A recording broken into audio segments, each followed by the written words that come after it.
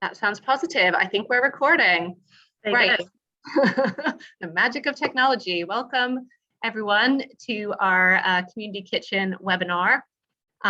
Joe and I will tell you a bit more about what we do and how we've set up the Community Kitchen here in Brighton as we go through this presentation. And for those of you who've signed up via email for this, we can send a copy of the presentation to you afterwards. So you'll get that after you attend. See if I can get to the next slide. There we go. So a bit about who we are as an organization, just to kind of kick us off before we talk about the kitchen itself. So the Food Partnership is a not-for-profit organization. We were founded back in 2003. Initially, more volunteer and community-led, but now we have 12 staff, which adds up to about 7 full-time. A lot of us are part-time. And we work on all different projects related to food. So people running community gardens and growing food out in the community here in Brighton. We do work around food waste. We coordinate the surplus food network. So ourselves alongside other projects are redistributing and using food to avoid it going to waste. We do lots of work around cookery and did so before we set up a community kitchen. So we'll talk a bit about that. And especially over the last year and a half, our work around food poverty and work with food banks has really ramped up, although that's been going for a long time. So looking at how people can get longer term solutions to their financial problems, as well as immediate food when they need it. We also do policy work and campaigning around food issues, looking at sustainability, climate change, supporting local production of food and healthy eating as well.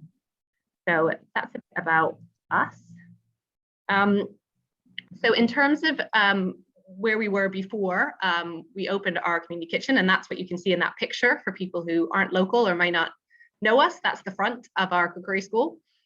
Before we opened the community kitchen, we were teaching cookery out in the outskirts of Brighton, actually, primarily. A lot of the neighborhoods outside the city centre in Brighton are areas of deprivation, areas where people have a life expectancy 10 to 15 years shorter than those in the centre. There's lots of people who maybe have never been to the beach. There's things going on in the outskirts where it was a priority to bring healthy cookery to those communities and to meet people where they are. So we would often do our work in community centres. Maybe there would be a sink and a table, if we were lucky, an oven, which may or may not be working that well. And we would bring like a portable gas stove that you might use when you're camping. Boxes of ingredients and spices, and set up sort of our community cookery activities in that way. It was basic, but actually that's kind of quite accessible for people. It makes it clear that you don't need anything fancy to create tasty food. And that's really where we built up lots of expertise and experience in teaching cookery, working with people of all different abilities. We worked a lot with people with learning disabilities, helping them to kind of be more active in preparing their own food and making food choices, as well as people of all different incomes and ages. We wanted to open the community kitchen as a way to diversify our income. The cookery classes that we run, sometimes you want to keep running the same thing over and over again and not just kind of reinventing yourself for grant funders all the time. You just need to give basic cookery skills to new people. And so if we thought if we could earn income from higher priced lessons, then that would help us to run more of our community work. We will say in a moment, but we wanted a window into our work by running something so public as a cookery school. Before we opened this, I think we didn't have such a big audience of kind of local foodies and people who just care about food in the city, because we didn't have such a clear offer for them. There was people who liked what we did, but now we have this cookery school. There are so many more people who know about what we do, who come in and find out about the other work.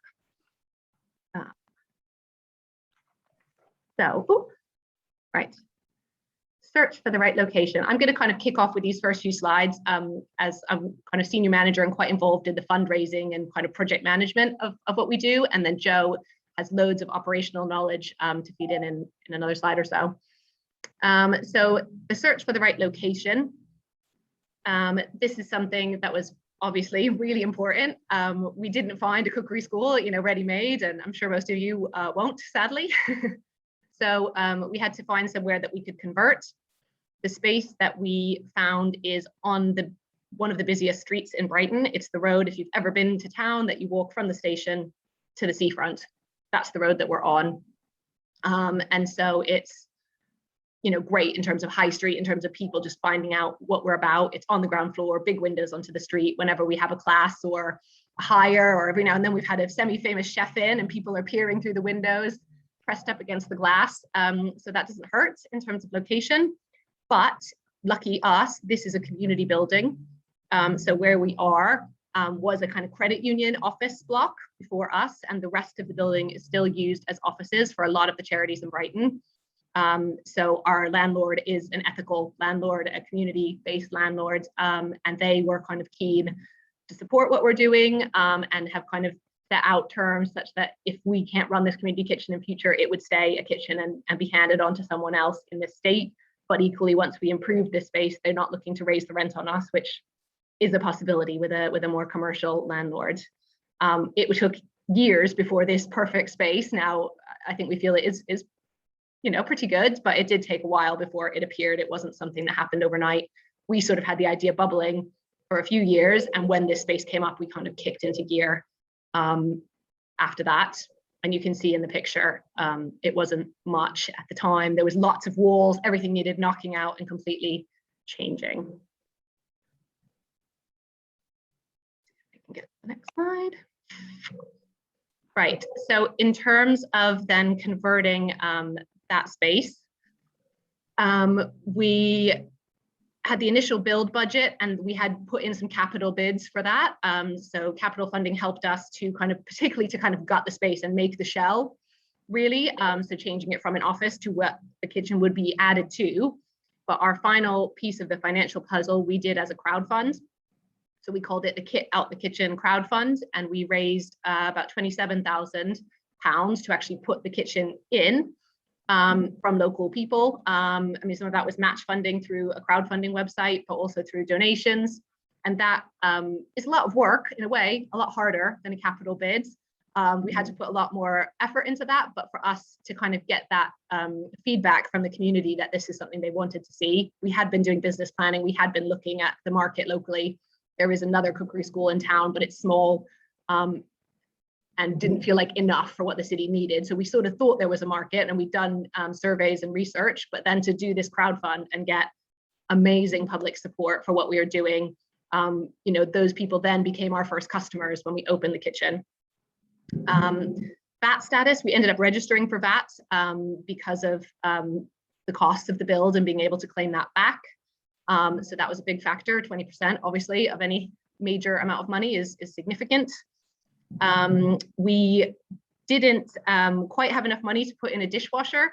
And I think we even contemplated, Joe, did we think about maybe having like a domestic one? We're like, well, if we can't afford one, let's get a domestic dishwasher. Maybe that'll be okay, but we just didn't. We just started out hand washing, and thank goodness, because you definitely need a commercial dishwasher for this scale of operation.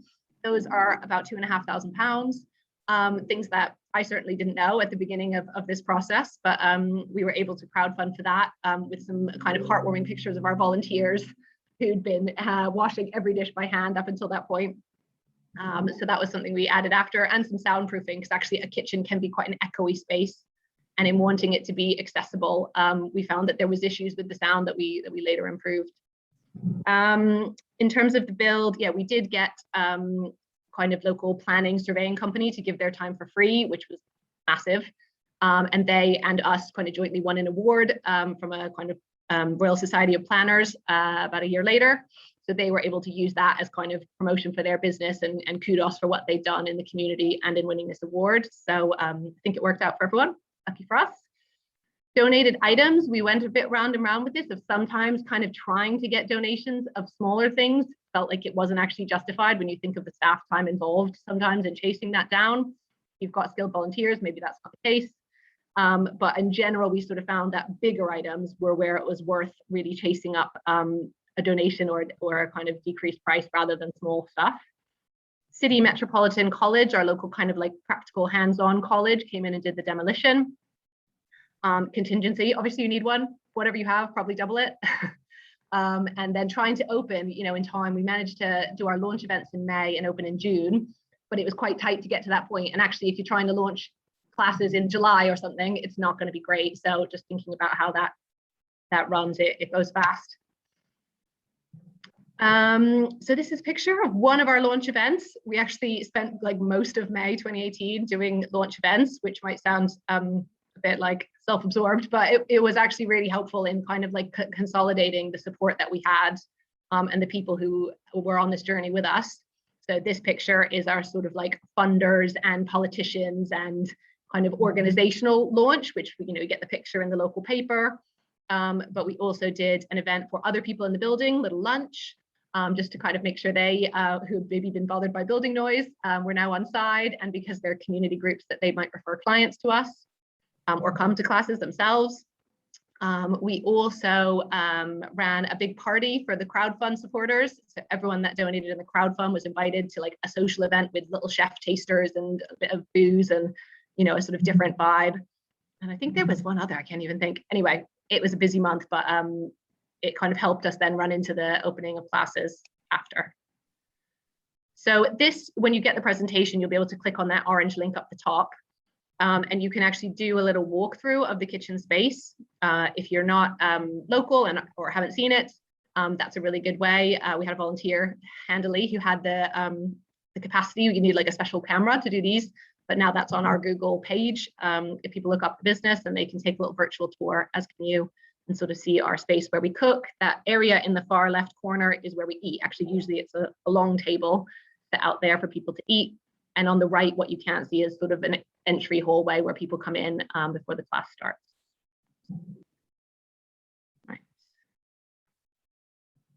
Right, Joe, over to you for a bit more. Yeah. Thank you. Jess, can you just go back to the previous slide? Is that all right? Just as a reference to me. Thank you. Hi, everyone. Thanks for coming. I'll just say a little bit about what I do. So I'm the coordinator at the Community Kitchen. So I'm in a full-time post. So I'm here every day sitting in our office, which is just to the side of the kitchen. So I can see into the kitchen from the office. And so I think probably the first thing I wanted to say is that I don't do any cooking in the kitchen. So this is like a full-time role that kind of is full-time and needed before any kind of cooking happens in the kitchen. And there's also Tash, who's our support worker, who's also full-time, who does a lot of behind-the-scenes work. Jess, as she said, senior manager. Jess does a lot of the marketing for the courses. So I think my point is that there's a lot of staff time that goes into everything before any cooking actually starts. I think if you look at the picture of the kitchen, you can see the setup. So the sort of island that you can see in the middle is where we teach from. That is where our cookery leader or chef will typically kind of stand and demo or cook along or teach from. And then there's a like U-shaped shape around that with 6 hobs on it. And we generally have 2 or more people, depending on what we're doing at each station. And then behind the cookery leaders island, there are 4 domestic ovens. So I think the point I wanted to make here is that it's all equipment that you would find in a domestic kitchen. None of it's commercial equipment. The only bit of commercial kit that we have is our dishwasher, which, as Jess said, we needed. Especially last night, I worked out we used 48 saucepans. So imagine they all need to be cleaned at some point. But it is all stuff that people will find in their own home, so that people can go, yeah, I've made this, and I've got a wooden spoon, I've got a bowl, I've got a frying pan, I can make that at home. So typically our classes will follow the same format, whereby people will come in and either cook along or have a demo and then replicate the steps from the teacher. So I think that's that bit, Jess.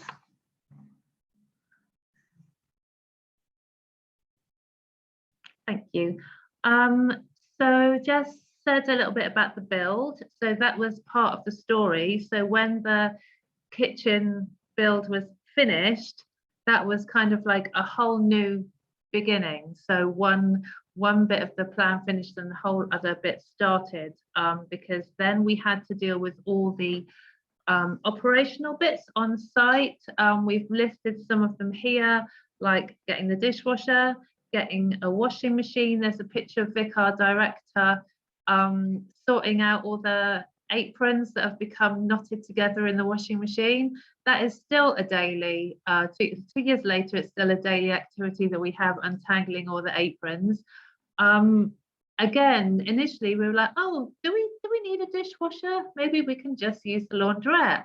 And after me taking home laundry for about 3 months, my husband threatening me with divorce and having to go to the laundrette, it was like, we need a dishwasher, no, washing machine.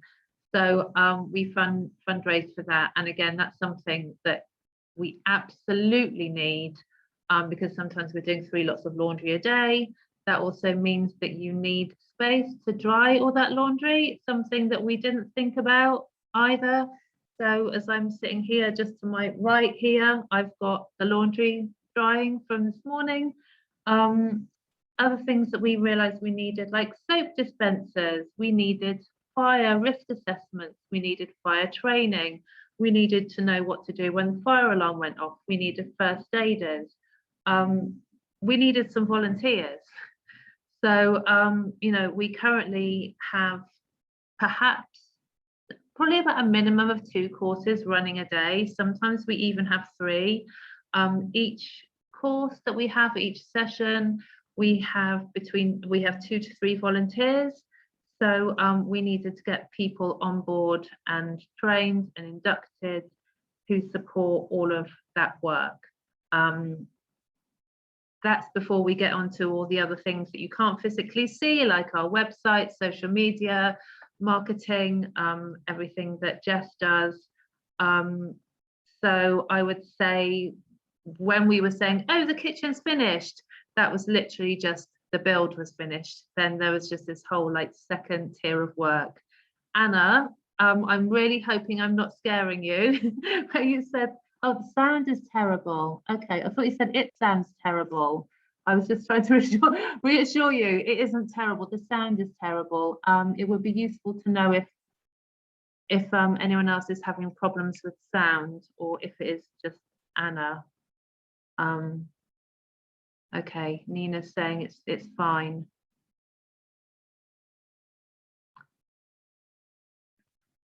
I guess my suggestion, Anna, might be to leave and rejoin, perhaps, see if you can get a better connection. Apologies, I read that as it sounds terrible, and I thought, am I scaring people with all these things that I'm saying we needed to do? I'll get on to how much fun it is soon. So yeah, I just wanted to make that clear, just the amount of things that we needed to consider.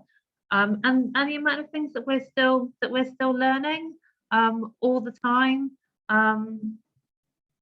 So yeah, maybe let's move on to the next one, the next slide. So this is our storeroom. Well, it's a snippet of our storeroom. We've got our storeroom's been photographed and posted on social media by some fairly renowned chefs. Everything is really labeled, categorized. As I said, we have 2 to 3 events per day. That means different chefs, cooks, volunteers, staff members coming in between shifts, doing changeovers, handovers. So we need to make sure that everything is where it needs to be, and that it kind of stays in the same place and goes back in the same place. So hence we do try to keep everything really, really clean and tidy, just, you know, obviously from a food hygiene perspective, but just to keep everyone's, just to make it easy for everybody. We keep everything in a sealed container to avoid cross-contamination. When we first set up, we didn't have a food hygiene rating because we spoke to the food hygiene people at the council, and they said because we weren't a food business, we didn't need to register because we actually sell training instead of food. So we didn't have to do that for a long time.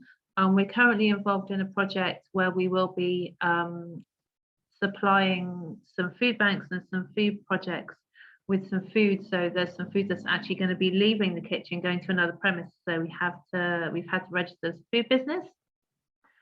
I think because we started off with this in mind and just the way we operate when it came to doing that, we found we were about 3/4 of the way there with our processes anyway.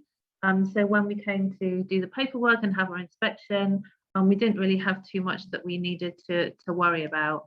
But I would say that, you know, half open bags of flour and nuts and oats in the storeroom are an absolute nightmare to manage. So we just got in a load of containers and stuck labels on everything. And but it's still a job. So we're up there, you know, at least once a month, kind of tidying everything around. I think that's that for that bit.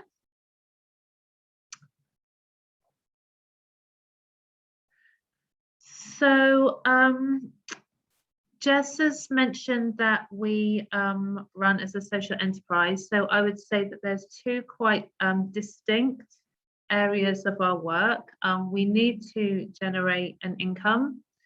So we do our commercial courses and we hire the kitchen to charities and to businesses. We have 4 different rates, depending whether people are a small charity, large charity, small business, large business. We also offer parties and corporate events, and through these it enables us to generate a bit of an income. Our commercial classes, the ones that we charge a ticket price for, we also have a bursary scheme for. So anyone who's on a low income can have 1 bursary place per year to go onto one of our commercial courses. We didn't want it to be that the commercial stuff was only kind of available to people that could afford that. Our community courses, there's a slide that explains those later on, but we're currently running different courses. There's one for adults with learning disabilities, an older people's group, a group for people with dementia. We're also working with a local charity that support people with neurodiversity. And we have had lots of different charitable organisations that come in and use their space, our space for their own projects. Other things that we need to consider is kind of like packaging and the management of our own waste. So we have a food waste collection service that we pay to have. We recycle as much as we are able to in the kitchen, if the recycling that we're able to be taken away. We have a set of food purchasing guidelines. So we like to support local farms. We have some buying standards around the meat, dairy and fish that we use, and we have a set of guidelines for other like freelance chefs that we use. We've made quite sort of specific decisions about that. And I'd say that we spend a lot of time looking after our volunteers and our participants. We believe whoever comes in the kitchen, however much money you've paid, you should have the nice things. Sorry, there's a phone going off in the office, so I'm just going to ignore that for a second. We believe that everyone should have the nice stuff and should have a nice time and be treated equally when they come in. For our volunteers, we currently have in and around 50 volunteers that support our work. So we spend a lot of time checking in with our volunteers. We have 2 celebrations every year. We have had and we'll be implementing that again soon to celebrate them. We ask for feedback at the end of our classes, which we share with volunteers. So, you know, nice messages and bits of information, or if someone sends us a card, we'll take a photograph of what they've said and email it to them. And I think it's fair to say we operate very much as a team and take time to kind of get to know our volunteers. Is the next bit you, Jess? I think it might be, yeah. So in terms of, this next view, I think is a little bit more about kind of like what we do in practice. What is the world experiencing of what we offer in the community kitchen? So probably the most well-known bit of what we do is our program of evening and weekend classes. So these are, you know, themed around different topics. They're led by freelance chefs who have, you know, specialisms in different types of cooking or come from different areas of the world. Wherever possible, we love it to be as authentic as possible, where people bring something of their own personal story to the classes that they run, rather than kind of having one chef that teaches food from all over the world. We really love to bring kind of real people into the kitchen. These classes, when we first started, were probably kind of 40 to 50 pounds a person. Nowadays, more like 50, 60 pounds probably would be quite typical for one place on the classes. And this is on the sheet here. You can see some examples of successful classes that we've run. One bit of learning for us, as much as I've just said about authenticity and people bringing their stories, we also found to some extent pre-lockdown that we had like a really long list of chefs that were coming in, sometimes just for one class every 3 months. And now in the current kind of operations, we're looking to just sort of like condense that so that anyone who's coming in can lead at least a handful of different classes, so that we have a sort of neater bank of people to work with. But having that long list of kind of friends of the kitchen who we know can be called upon for a party request or something that comes through probably is helpful. And a lot of our chefs, because of their own other food businesses that they run, have their own profile, their own things like social media that have helped us to reach different audiences. So that's helpful. The other kind of part of that evening and weekend program that's really key for us is our fundraising masterclasses. So the chefs in the previous slide are being paid for their time. This is usually they have a food business or something of that nature, and their work with us is kind of an extra.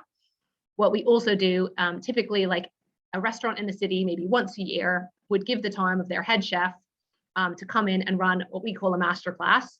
And so those chefs would come in and give their time for free, depending, but usually they'd give the ingredients or some amount of ingredients for free. And they're coming in to run a class where we can charge a higher ticket price because they're a well-known chef, well-known restaurant, they'll have their own following. And we use that money as a kind of, all of that goes straight to the community lessons. That is a kind of class where you don't have to pay the ingredients and the staff and all those other things that come out of the commercial classes in the previous slide. This is something where we can, get £1,000 even in one lesson. So it really helps with the business model of what we do. But it's great promotion on both sides. For us, we're reaching, again, new people with the chef's audience, and for them as well. They're getting that kudos of giving back to the community, doing something that for most of them, especially pre-COVID, was really quite easy to give a bit of their time on like a Monday, Tuesday night when they're not working.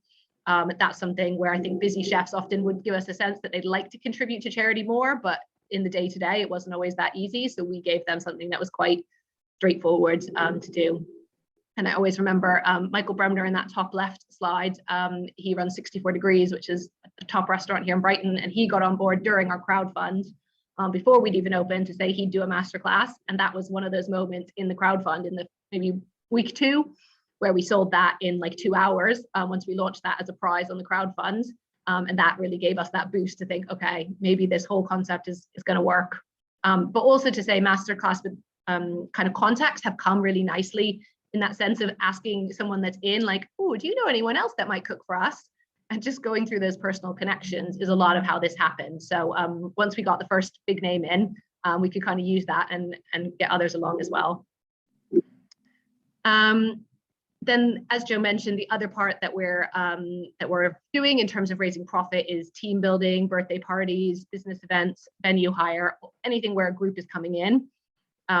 Maybe Joe, you can add a thought or two on this, but I'd say in terms of like business modeling of this, it's been interesting to see something like a venue hire where someone comes in and runs their own event and they pay us a rate, potentially, could be almost £300-400 just for a few hours in the kitchen. If you're a large business, that actually is kind of the biggest win. As much fun as it sounds to run parties for people and hen do's and all the rest, if someone comes in and just manages themselves and tidies up, then that is really great. And so getting this mix of events is something we're still learning about, but I think it's got a lot of potential. What would you add, Joe? Anything I'm missing? Yeah, I would add to that being in Brighton, there's a couple of big offices down here like Bupa and American Express. And I think initially, I thought, oh, we can just get in touch with Bupa and Amex and they'll want to do all their corporate events here. The reality is, who do you contact in Bupa? Who do you contact in Amex? Because the way that I've learned, parties in those organizations are organized is someone in a team will go, I'll be the one who organizes the party, and we're going to have it on this day at this time. Number one, I don't even know who that person is going to be in Amex. And number two, if they're saying we want it on Thursday, the 27th of September, and we have a booking on that evening already, a class of our own or someone else, then we can't do it. And they're not really that movable. What's been really great is working with like smaller companies, digital media companies that might be a team of 12, 14 or something, where they're like, hey, we've got an idea that we'd like to do something. What can you do? And then we've kind of created something a little bit bespoke for them. There's more flexibility about the date, things are a little bit more movable. Usually there's a slightly bigger budget perhaps for them to do something. So we found in terms, we've had more success with smaller companies than the big companies that we thought we might originally. But I definitely echo what Jess is saying, is that the venue hire is a lot easier and a lot more profitable for us. And the other limiting factor in this, which is kind of the numbers, you know, and that's a big factor probably for any of you thinking about the space that you've got and how many people can fit. We tend to have 12 would be really typical around the U because there's 6 stations, but maybe 14, 16, 18 will squint up together to make sushi when you're not cooking or do different versions. We did have a group of, what was it, 40, Joe, the other day? Yeah, 35, 40, yeah. So we got them on the table and on the U, and they made sushi and we managed it. But it can be tricky because, you know, organizations, as Joe says, come in all different sizes. So yeah, it's a learning process on that front. Actually, just one more thing about the hire is having the four tiers of price in the hire means that we're actually a lot more accessible for smaller charities, because where they might not necessarily be able to pay us to put on a cookery course for them, our lowest charity rate is actually really reasonable. I think it just about covers our costs, perhaps, if that. But it means that smaller groups can come in with their own staff, buy their own ingredients, with their own volunteers, and it means that they can have that experience as well. Yeah, I think it's a really good point. And again, that's like a decision on our part to sort of subsidize effectively those rates. We also only offer them daytime, Monday to Friday, so that somebody's in the office anyway working. So we make it as easy as possible for ourselves. If they want to come in the evening, they have to pay a surcharge. You know, we've tried to find a way to be accessible, but also make it realistic for us on a kind of business side. In terms of the marketing of the kind of commercial activities, just kind of added this slide after the last one of these webinars, actually, because we get a lot of questions about this. Email newsletters for us is one of the top ways that we get people. I think even with all the wonders of social media, the fact that you get an email, you click a button and you're on the booking page for the class is something that is just really effective. We already had a good size email list because we are the food partnership and we'd been running projects for many years. So that, to be honest, gave us a big leg up. We're up to about 8,000 subscribers now. I think we had about 4 before the kitchen opened. But equally, that growth is the fastest we've ever seen in the newsletter since the kitchen opened. You know, people do want to know about this stuff. They are signing up on our website. We make it really easy. We ask them when they book. We ask them when they're at the class. We ask them anytime we ever see anyone, would you want to sign up? And that seems to work really well for us. Facebook events as well have been surprisingly successful. I didn't realize kind of quite how great they could be. If you use Facebook at all, personally, you'll probably be aware if I say I'm interested in an event, it'll show up to my friends that I'm interested, and they can very easily click interested as well. And sort of through some of that, we've had a few events go really viral and really increase our bookings. Although I would say in general, Facebook at the moment is ever decreasing how many people you reach so that you pay them to reach people instead. We have dabbled a bit in Facebook ads and had some success, but you definitely need a professional help you if that's something you want to do, but it may well be worthwhile. Word of mouth and recommendations, you know, lots of people telling their friends, our TripAdvisor and kind of Google reviews. We made a concerted effort to remind people after the class to leave reviews. So now we come up really highly on there. Things like Hindus from out of town groups, you know, will come often through TripAdvisor that they've seen us there. So that's really worthwhile. And we do a loyalty card, which I think actually is kind of a really low cost thing, but really effective in that if you do 4 classes with us, you get a free class. And I've probably only given away, you know, 10, 15 classes for free, but the kind of joy of people that get the loyalty card on their first class and think, ooh, okay, I could get a free one. They've got that in their wallet. That's a really easy scheme. And I'd say probably on average, about 50% of the people at every class are new. That always amazes me because I know we've got regular customers and lots of people who love us, but actually there are people just Googling cookery class and finding us. So making sure, again, because of our profile locally, our website is reasonably well ranked anyway. So that's something, if you're starting from scratch, you'll want to build up and focus on a bit. I think this, hopefully we won't be in this position in the same way again, but we, as much as we started in June 2018, we did have a kind of break in a time when we couldn't really do nearly as much as we'd hoped. We ran webinars, we did small classes, we wore masks, we didn't eat together. All sorts of things happened. We were able to access some grants to kind of keep us going during that time. And we did a lot of other work at the food partnership, getting meals and recipe kits out to people. But definitely tricky. Hope that none of that happens to you guys in the second year of your business. This, I'll say a word, Joe, and then maybe I'll let you comment as well. All of that stuff, I feel like what people often want to know about is the business model and the operations and what systems we've got. But obviously, I imagine a lot of you on this call are in it for your heart or for the good you can do in your community that's bigger than that, business side of things. And that's obviously what we're all about. We knew from 10 years of teaching cooking that it could change people's lives, that people would tell us that they're cooking differently for their whole family, that they're feeling better, that they've, socialized with other people in a way that, eating together at the table actually for some of our participants isn't something they do in the rest of their week with anyone. The skills that people gain might take them into new employment. There's so many benefits of this work that we're doing, especially in that kind of low cost section of what we offer. And that, again, seeing it, people come back now into the kitchen again, that we're able to eat together and be together. It really helps us kind of get on with the tough days of cleaning or running around doing admin stuff. Know what you want to add, if anything, Joe? Yeah, I was just going to add that when we were originally designing the kitchen, the area that we now have as our dining area was actually going to be a rentable space, or was going to be like an office space. And then we, just through consultation with staff, we decided, no, actually, we really want to have this dining area. And I firmly believe the kitchen would be half the place without the dining area. And we really felt this when we opened up before, I don't know what the terminology was, when we were in partial lockdown. Anyway, we were still using masks and we had perspex up in the kitchen and we didn't have any communal eating. We were still having a nice time, but now that we can sit around and eat together, we definitely are really, really feeling the pure joy again of sitting around and having a communal meal. Whoever comes in here, it's so delightful that people can come in here, maybe a little bit anxious, coming somewhere for the first time on their own, not really knowing anyone, but just kind of cooking alongside other people, eating alongside other people. It's a really easy way to be amongst people because you don't really have to give so much of yourself or tell too much about who you are. You can literally go, oh, how did you get on with cooking the rice? Or those bhajis look delicious. And automatically there's just this lovely focal point for people to share and converse around. So that's something that we definitely enjoy. So I'd say the cooking is really, really important, but the sharing together is definitely where it's at as well.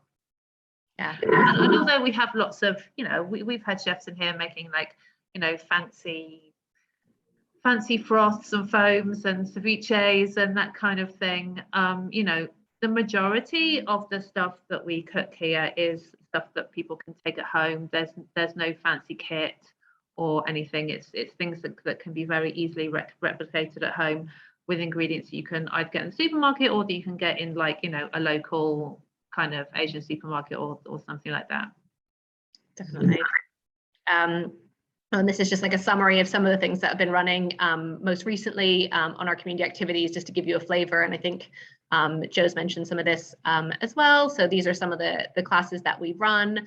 The food careers course is one of the newer ones. And that's something that we have kind of expanded into because there was some other organizations operating in that area that have sort of disappeared.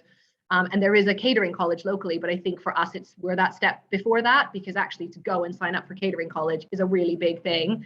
And not everybody's at that point or even sure if that's what they want. So we're doing something, for people who've been unemployed to get a taste.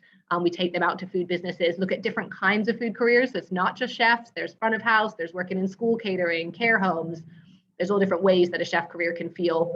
And it'd be interesting to see how this one goes with, as I'm sure you're all aware, those kind of challenges in the restaurant industry at the moment. And also the other new area for us is this flavor course that's mentioned at the bottom there, where we're processing surplus food. We've got a professional dehydrator and looking to make recipe packs for food banks from food that could have gone to waste. But that's all stuff that wasn't happening at the beginning. You know, at the beginning, we're like cooking on a budget, doing our kind of core course that we knew we've been delivering for years that people love. And it's been really nice to build this up with partners, talking to other organizations in the city. Oh, your clients want to come in and do something. Let's build something together. So that's really how we like to work. Sometimes we have people on these calls from like councils and public health and things like that. I'm guessing some of you might be. This slide is for you, I think. Looking at some of the impact that we've made in numbers.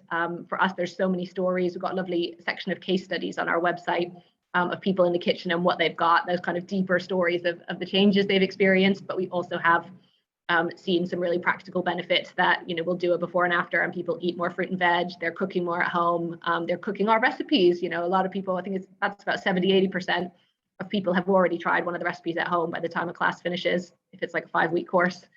So that's really amazing to see and to hear people, and they'll send us little Facebook messages with pictures of what they've been making. So we know people are taking this and using it.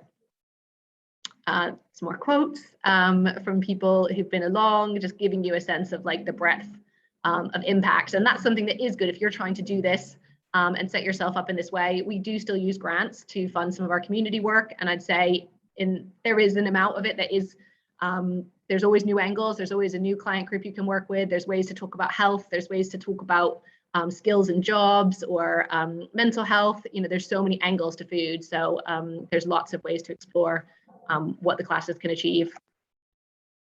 Oh, we did a lovely little stat. Now, if this starts to feel a little while ago, but some of the stats just in the first year, the sort of things that we achieved. And I think hopefully that's useful for any of you guys that are out there starting out now or in the beginning of your journey. We've done more since then, but yeah.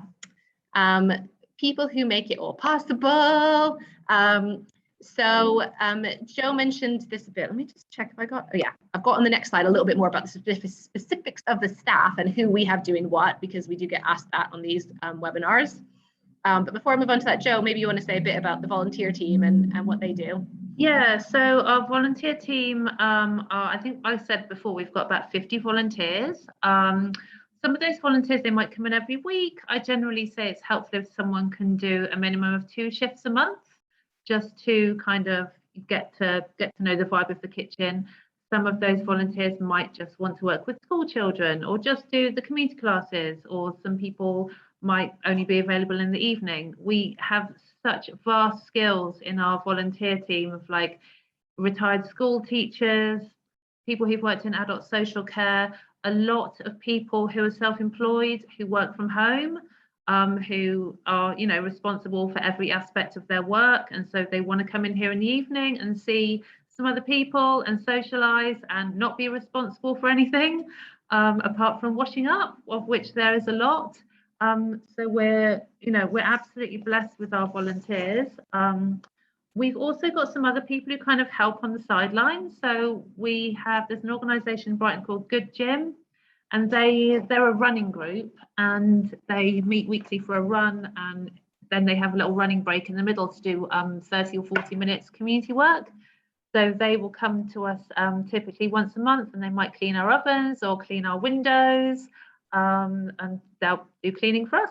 Other things that we've learned, I think, is just ask people for help. There's so many good people out there who really want to help, but the matches you can't always see the match of how that can happen initially. So the person who comes and deep cleans our ovens, just the kind of, like, oh, I don't suppose you do a charity discount. She was like, yeah, 50%. It's like, okay, thank you very much.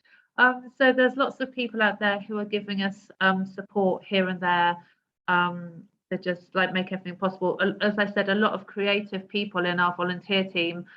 We've had a couple of volunteers who've made films for us, done little bits of creative work. So yeah, Jess will go on to the staff team, but there's a lot of other people that are helping us along the way. Yeah, absolutely. And Joe is one of the assets in the staff team for asking people for that charity discount or what they can do. Don't ask, don't get, right? And so, we get flowers donated from a local florist. There's just always these little connections, and that is like a personal relationship as well. These aren't just, we're not just asking for stuff. It's kind of building up those connections with other people in the city. So in terms of the team, and we've spoken to other people who are setting up community kitchens, who will probably choose a completely different way of doing this, right? So it's going to be really specific to your organization and what else you do. But to give you a sense of, the kinds of jobs and the kinds of time involved in running things here. So myself, the senior manager, I oversee the marketing of the classes and the kind of what is going in the class program, the fundraising, doing the initial connections for master classes, and managing some of the staff team. Kitchen manager is doing lots of practical things all around the site, but also being the first point of contact for that private parties area and for the volunteers. So Joe, I think, has got real skills in kind of those person-centered tasks, but also really organized in terms of the space and the safety and the cleaning. So real mix of skills there. We also have a team member who helps with admin, bookings for classes. That's actually a really big job. Community classes, you're looking at finding out about people's support needs or ability to participate in a group, maybe even safeguarding and safety questions that come up depending on your client groups. And equally, people who book evening classes and want to call up 2 hours before and get a refund. No, we don't allow that.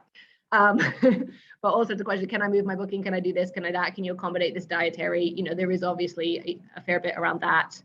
All sorts of inquiries, and helping with the cleaning and management of the space, doing some of the marketing and social media, supporting me with that. In terms of staff, the way we've structured the kind of cooking and leading of classes is primarily freelancers, just because of the range of things that we do and the way it's worked for us. That seems to be, that works really well, and people can kind of ebb and flow with their own lives or the demand that we have for classes. But we do have one team member on the community side, and I think that for us makes sense because you really do need a breadth of skills in terms of working with people of all abilities in that post. We're in the middle of recruiting a maternity cover for that at the moment, and the people side is so important, as well as being able to taste and cook beautiful food and to lead and teach well. Working with people is a really big part of that, so that role is really key. And where in the evening classes, it's a little more flexible. Anything you'd add, Joe, around the kind of staff team? Not particularly. I was just thinking, more that, we all work very, very hard on this project. It's really hard work, but I think that we are really well rewarded with the amount of pleasure that we get from running this kitchen. And it's really easy to say, oh yeah, I think we do a really good job, but I do actually think that the food kind of landscape in Brighton would be really different if the kitchen wasn't here now. I think that the city looks quite a different place in terms of food now that the kitchen is here. Yeah, no, and I think the reality of that very first year when we just opened, if that's the position that you're in, any of the amounts of days that are written on this slide are probably, you can add another day on top of that of what it actually was taking when we very first opened, and everything has to, start from scratch. You have to think of all of the systems, all of the checklists, all of the, don't forget to do this, or, oh, we need music when people arrive, because otherwise it's a bit awkward and quiet. And every day there's things like that coming up. So yeah, it was more intense at the beginning, but we are in more of a stride now. That is the end of the formal kind of presentation section of what we wanted to share with you all today. You've got our details, and we have loads on our social media and online about what we do, which you're very welcome to check out. I'm going to stop the recording, and I'll just take questions if anyone has any.